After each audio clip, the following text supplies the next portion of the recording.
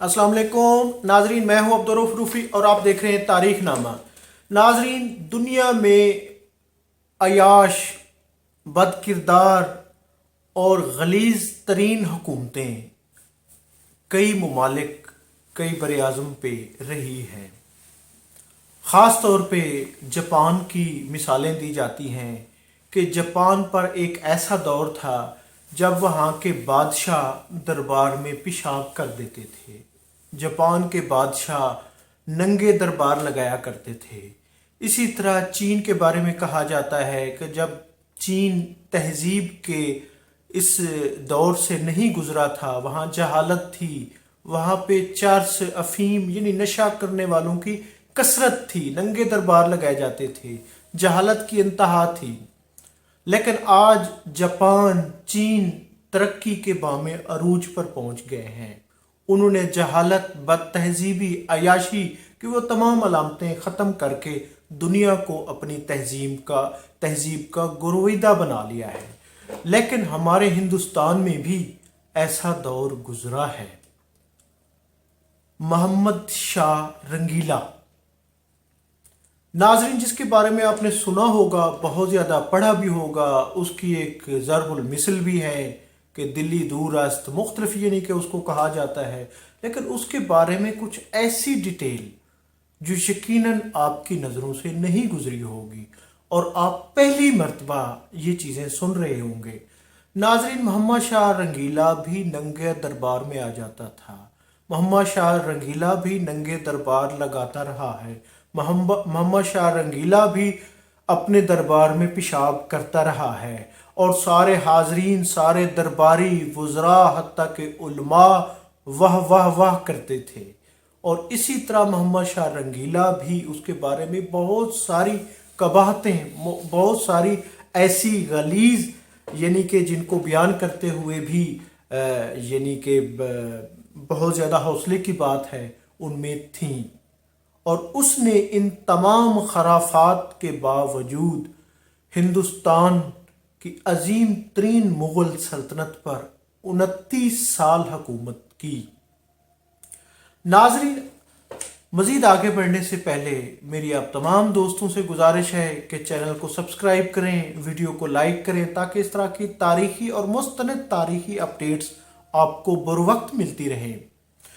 नाजरीन, कहा जाता है कि मुग़ल दौर, हिंदुस्तान को मुग़ल दौर में सोने की चिड़िया मुग़ल दौर में कहा गया था।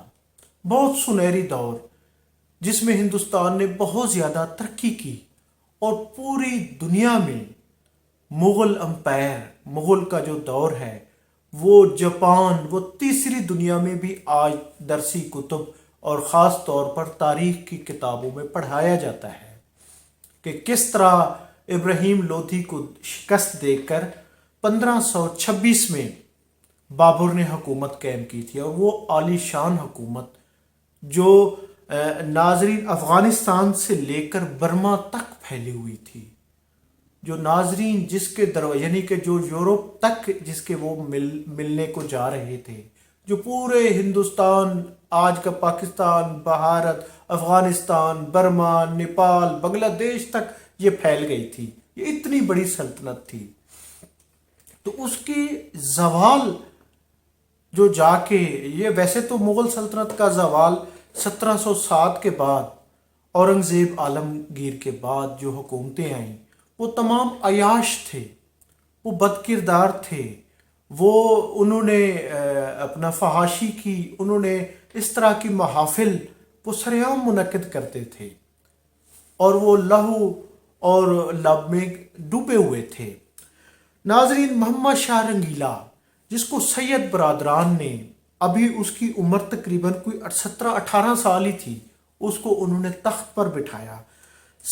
उसको 1719 में, 17 सितंबर 1719 में उसको तख्त पर बिठाया गया कि एक साजिश के तहत जो उस वक्त बादशाह गर बने हुए थे सैयद बरादरान, कि अपनी मर्जी के एक बच्चे को तख्त पर बिठाकर हुकूमत करेंगे।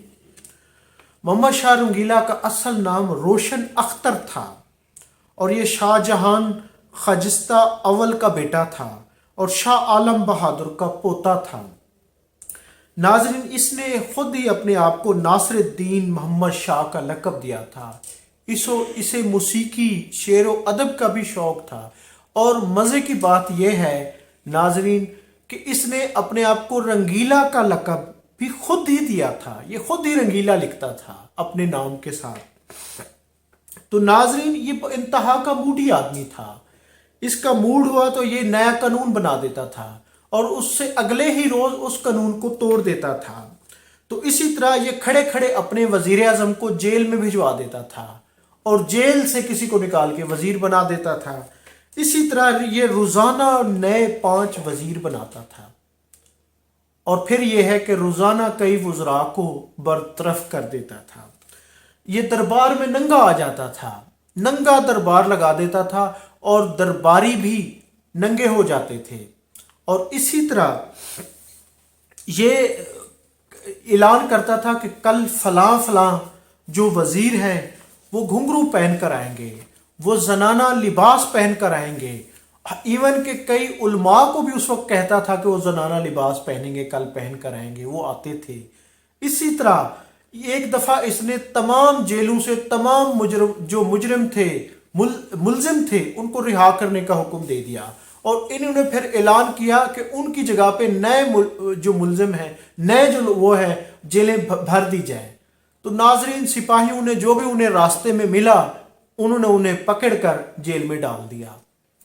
तो ये था मोहम्मद शाह रंगीला का दौर। इसी तरह ये तवाफ़ियों के साथ दरबार में आता था और उनको नंगा करके उनके जिस्मों पर बैठ कर लेट कर ये अहकामात, हुकूमत के अहकामात देता था, ये अपना दरबार चलाता था। और फिर इन्होंने एक दफ़ा अपने काजी था जो शहर का चीफ जज था, चीफ जस्टिस था, उसको हुक्म दिया था कि वो शराब से वजू करे। इसी तरह नाजरीन, ये इसने एक दफ़ा ऐलान किया कि तमाम औरतें, जो खूबसूरत औरतें हैं, वो बादशाह की अमानत हैं। लोग इसके डर से, बल्कि उस वक्त लोग अपनी माओं बहनों को, अपनी औरतों को दरबार के नज़दीक भी नहीं फटकने देते थे। इवन कि इसकी फ़ौज से भी लोग डरे हुए होते थे। इसके जो सलार थे, इसके जो मुख्तलिफ यानी कि फ़ौजी ओहदेदारान थे, वो भी अगर किसी खूबसूरत औरत को देखकर वो इसे इतला देते थे या पकड़ कर ले आते थे। नाजरीन, ये इतना अयाश था। नाजरीन, ये कई दफ़ा ये खुद भी कई दफ़ा घुंघरू पहनकर, वज़रा भी घुंघरू पहनकर दरबार में आ जाते थे और इसी तरह ये रोज़ाना तकरीबन 100-200 लोगों को खिलतें अता करता था, उनको मुख्तलिफ ओहदे देता था और अगले ही रोज़ फिर वापस भी ले लेता था। ये एक अफरा तफरी का दौर था। नाजरीन, लोग तंग थे, इसके खिलाफ कोई आवाज़ उठा नहीं सकता था। क्योंकि इसकी 1 लाख से ज़्यादा फ़ौज थी और इसके दौर में भी खजाना भरा हुआ था। हिंदुस्तान की ये जो मुगल सल्तनत थी वो बहुत अमीर थी। टैक्स का इतना ज़्यादा यहाँ पे इनको वसूली हो जाती थी कि ये अमीर तरीन हुकूमत थी। और इसी की अमारत को सुनकर ईरान का नादिर शाह ने जब हमला किया, वो अफ़गानिस्तान को फतह करता हुआ, जब वो यहाँ पर आया तो वो सिर्फ लूटने के लिए आया था। और मज़े की बात, ये बड़ी मज़ाहिया बात है कि ईरान के बादशाह ईरान के नादिर शाह के पास सिर्फ 55,000 फौज थी। तो नाजरीन, इनके पास 1 लाख से भी ज़्यादा सिपाह थी। ये जब उनके साथ लड़ने के लिए गया तो मज़े की बात, ये अपनी तोपें ही भूल गया। ये अपनी तोपें दिल्ली में छोड़ गया और करनाल में चला गया। वहां पर इसकी 1 लाख से ज़्यादा फौज को 55,000 की ईरानी फौज ने शिकस्त दी। न सिर्फ शिकस्त दी बल्कि तोपों के आगे रख के उनको उड़ाया गया, कत्ले आम किया गया। फिर जब नादिर शाह दिल्ली में आया तो उसने वहां पर भी कत्ले आम किया। दिल्ली की सड़कें, दिल्ली की गलियां, दिल्ली के बाजार खून से भर गए। उसने खूब लूट मार की और उसने नाजरीन न सिर्फ लूट मार की बल्कि जो तख्त तौस था, कोहनूर हीरे जवाहरात, वो भी अपने साथ उसने वो भी ले लिए। उसके बाद वो हाथी, घोड़े और कई नादिर अशिया, वो नादरीन उसने कई यानी 100 से ज्यादा ऊंट, घोड़े और हाथी उसने खजाने से भरे और वो यहाँ पर बैठा रहा, लेकिन ईरान में उसकी फशार हुकूमत के खिलाफ बगावत हो गई, जिसकी वजह से उसने इतनी ज़्यादा लूट मार करने के बाद दोबारा जो सल्तनत थी वो मोहम्मद शाह रंगीला को वापस कर दी और वो चलता बना। लेकिन उससे भी मोहम्मद शाह रंगीला ने या उसकी सल्तनत ने या उसके बाद आने वाले उसके बेटे या उसके जो जितने भी वुरसा थे उन्होंने कोई सबक नहीं सीखा। नाजरीन, ये ऐसा हमारे हिंदुस्तान ख़ास तौर पे मुग़ल अम्पायर का वो गलीज़ तरीन दौर था जिसमें अयाशी थी, शराब, बदमस्ती, तवैफ़ों का राज था। तवैफ़ें सल्तनत के बड़े बड़े फैसले करती रही थी। इवन के मोहम्मद शाह रंगीला उसमें शराब के नशे में धुत कई दफ़ा दरबार में आकर पेशाब करता था, तो दरबारी वुज़रा, उमरा और बल्कि उलमा वाह वाह करते थे कि क्या खूब मुजाहरा किया है। नाजरीन, जवाल और पस्ती की उस वक्त इंतहा थी और शायद उसी का नतीजा था कि तारीख की अजीम तरीन सल्तनत जिसका शोहरा यूरोप तक था, अफ्रीका तक था, जिसकी आज दुनिया भर में मिसालें दी जाती हैं, वो 1707 के बाद और 1857 तक मुकम्मल जवाल पजीर हो गई। बल्कि उसका जो आखिरी बादशाह था बहादुर शाह जफर, उसकी हालत ये थी कि वो जब अंग्रेज़ों की कैद में था तो एक सिपाही से सांस लेने की इल्तिजा कर रहा था कि मुझे सांस लेने दिया जाए। नाजरीन, इस हद तक यानी ये बेसिकली ये अयाशी बद किरदारी की ये दास्तान थी।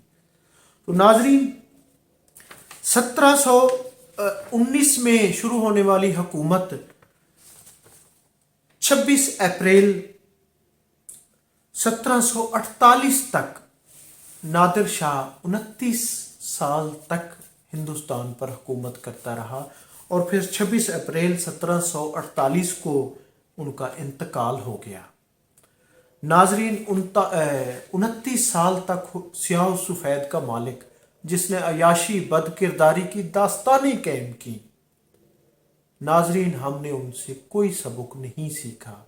चीन, जापान जिसके बादशाह नंगे दरबार लगाया करते थे और वो अपने दरबार में पेशाब करते थे, बहुत ज़्यादा उनमें भी कबाहतें थीं, लेकिन उन्होंने फिर उसके बाद आने वालों ने उनको तरक्की के बामे अरूज पर पहुंचाया।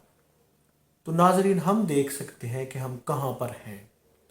उम्मीद है तारीखनामा की ये छोटी सी वीडियो आपको पसंद आई होगी। मैं हूं अब्दुर्रऊफ रूफ़ी और आप देख रहे थे तारीखनामा। बहुत शुक्रिया, थैंक यू, अल्लाह हाफिज़।